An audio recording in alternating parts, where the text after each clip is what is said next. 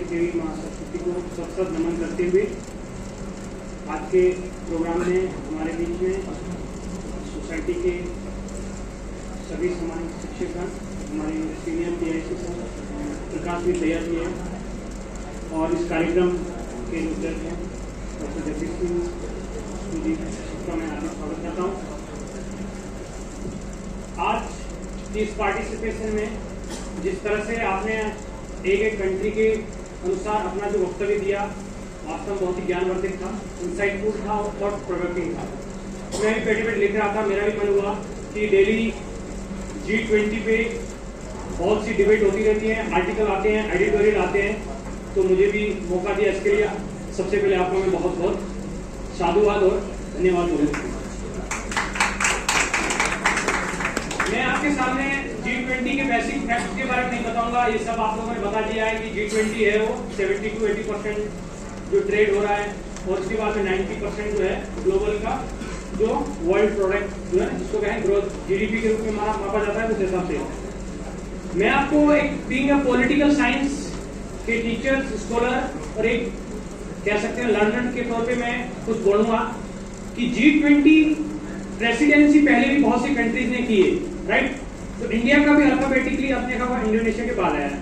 तो इंडिया ने जिस तरह से इसके पोटेंशियल और इसके प्लेटफॉर्म को डोमेस्टिक और ग्लोबल लेवल पे अपने देश की ब्रांड, ठीक है, चाहे फॉरेन पॉलिसी पे लेवल पे हो, चाहे इकोनॉमिक पे हो, चाहे कल्चरल पे हो, चाहे दूसरे पॉइंट ऑफ व्यू से जैसे हमने डोमेस्टिक पॉलिटिक्स में देखा जाए तो एडमिनिस्ट्रेटिव और पॉलिटिकल इंटीग्रेशन किस तरह से किया है।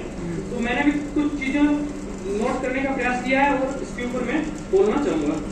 पहली चीज क्या है कि आपको पता है कि ग्रुप जो 20 है ये इकोनॉमिक एंगल या इकोनॉमिक रीजन के लिए गठित किया गया था इसका, ठीक है। तो आज इंडिया की कोशिश रहेगी और इंडिया ने काफी मंच से भी बोला गया है कि ग्लोबल जो कंडीशन है, मतलब आज हम जो एक विश्व स्तर पे देखें तो एक मल्टीपोलर वर्ल्ड में रह रहे हैं, मतलब आप यूनिपोलर नहीं, मतलब विश्व में केवल एक ही ग्रेट पावर नहीं है, मल्टीपल, एक तरफ चाइना है, दूसरी तरफ यूनाइटेड स्टेट्स अमेरिका है और रीजनल लेवल पे देखा जाए तो इंडिया भी अपना एक असर्टिव पावर है, ठीक है। तो ये देखूंगा कि जैसे ग्लोबल जितनी भी प्रॉब्लम्स है वो ग्लोबल सॉल्यूशन की डिमांड करते हैं। तो आज सबसे बड़ी प्रॉब्लम क्या है कि प्रोटेक्शनिज्म मतलब इसको हिंदी में संरक्षणवाद कहते हैं। आपको पता होगा कि विश्व व्यापार संगठन मतलब WTO का एक प्रिंसिपल है नेशनल ट्रीटमेंट, मतलब आपका डोमेस्टिक प्रोडक्ट और नेशनल प्रोडक्ट के बीच में कोई भेदभाव नहीं होगा। लेकिन कुछ देश ऐसे हैं जैसे चाइना है, क्योंकि उसका इतना इंक्रिप्टेड सिस्टम है, फिर सोशल मीडिया भी ऐसे है कि वहां से कोई सूचना बाहर भी नहीं आ सकती, ठीक है। तो ऐसे में क्या है कि पूरी ग्लोबल लेवल पे देख रहा है कि वो अपनी करेंसी को या फिर आप देखेंगे कि वो ग्लोबल लेवल पे जो ट्रेड की जो पॉलिसी और टर्म को कैसे चेंज कर रहा है, तो वो अपने डोमेस्टिक इकोनॉमिक प्रोडक्ट के लिए कर रहा है, तो उसको कहते हैं प्रोटेक्शनिज्म। तो यहाँ पे मेन फोकस क्या है, प्रोटेक्शनिज्म को कैसे कम किया जाए, ठीक है। एक ये मैं ग्लोबल लेवल बात कर रहा हूँ, फिर मैं बताऊंगा कि इंडिया है वो कैसे अपना लेवल पे कर रहा है, मतलब डोमेस्टिक लेवल पे, और इंडिया ने किस तरह से अपने आप को किस तरह से प्रस्तुत किया। ज्यादा आपका समय नहीं लूंगा, 5-6 मिनट लूंगा, तो थोड़ा सा, ठीक है। क्या ज्यादा हो गया क्या? ठीक है, आप लोग कंफर्ट हो गए तो अभी दोनों आधा घंटे बोलूंगा, ठीक है।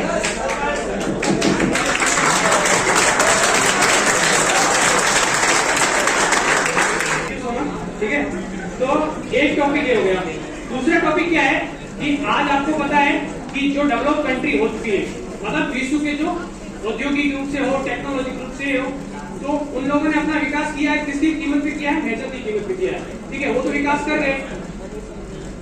अब विकास क्या है, हम लोग रह गए पीछे, हमारे पास टेक्नोलॉजी अभी आई है, तो अब दूसरे देश जो है डेवलप कंट्री जब वो कह रहे हैं आप अपने लेवल पे कार्बन एमिशन जो कार्बन उत्सर्जन हो रहा कम करो, तो इसमें एक प्रोविजन है कॉमन बट डिफरेंशिएटेड रिस्पांसिबिलिटी, ठीक है, कॉमन बट डिफरेंशिएटेड रिस्पांसिबिलिटी, समझे हो कि कॉमन होना चाहिए, लेकिन जो विकास में पीछे रह गए उनके लिए अलग तरह का, मतलब अफर्मेटिव एक्शन, जैसे इंडिया में जो रिजर्वेशन है ना, जो पीछे रह गए उनको भी हमारे मेन स्ट्रीम में लाना है ना, तो उसी टाइप का CBDR पॉलिसी है। तो भारत का फोकस इस पर ज्यादा ध्यान दिया जाना चाहिए, ठीक है। तो ये बहुत ही एक प्रशंसा योग्य है। इसके अलावा मैं एक और चीज नोटिस किया हूं कि आपको पता है ना कि G20 में जो भी देश है जो इकोनॉमिकली बहुत डेवलप कंट्रीज है, right, so well of economy है तो उसमें आपको देखना होगा कि WTO हो, यूनाइटेड नेशन हो, चाहे IMF हो, सबसे बड़ी संगठन ये है। हम लोग किसी भी तरह की कोई भी प्रॉब्लम हो, आपको पता है कि श्रीलंका अभी है वो बहुत ही फाइनेंशियल क्राइसिस से गुजर रहा है, राइट? और पाकिस्तान हमारा पड़ोसी है, वो भी इसी तरह से है, ठीक है। और इंडिया की कंडीशन 1990 में मतलब 1990 के आसपास वही स्थिति थी, ठीक है। उसका रीजन बहुत से रहे, लेकिन उसमें भी IMF की मदद की जरूरत थी। मतलब बैलेंस ऑफ पेमेंट जो था हमारा, मतलब इतना पास धन नहीं था कि हम अपने जो इंपोर्ट हो रहा था उसको, जो एक इंपोर्ट कवर बोलते हैं इकोनॉमिक टर्मिनोलॉजी, आप लोग को इकोनॉमिक अच्छे स्पेशलिस्ट को बता सकते हैं, ठीक है।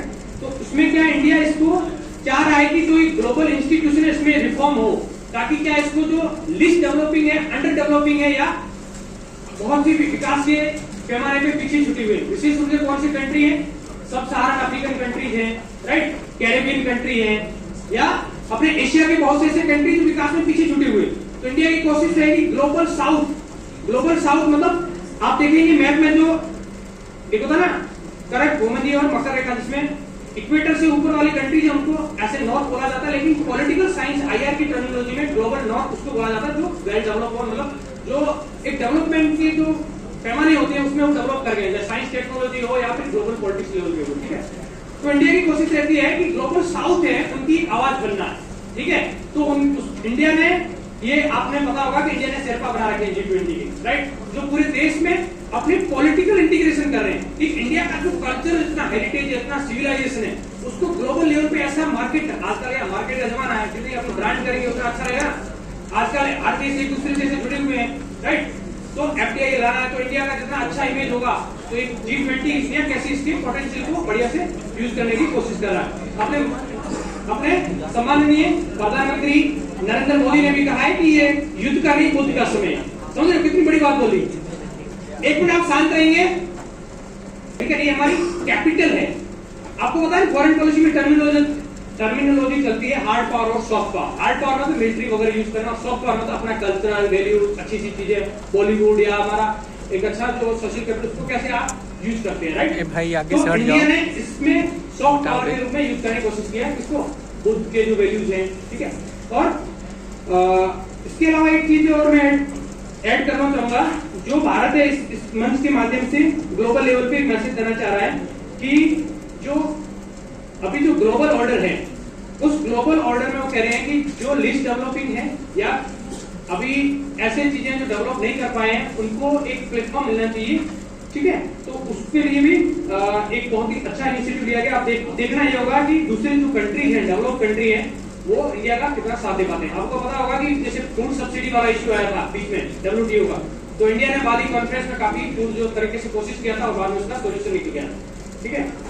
तो ये एक बहुत ही ऐसे है कि इंडिया की लीडरशिप को दिखाता है कि इंडिया किस तरह से ग्लोबल साउथ का लीडर बन के उनकी प्रॉब्लम, उनकी जो कंसर्न है, उनकी जो ग्रीवेंसेस हैं, उनकी समस्याओं को कैसे पॉजिटिव लेवल पे उठा रहा है। मुझे लगता है आपने मुझे इतना ध्यानपूर्वक सुना और बहुत बहुत धन्यवाद। जय हिंद, जय भारत।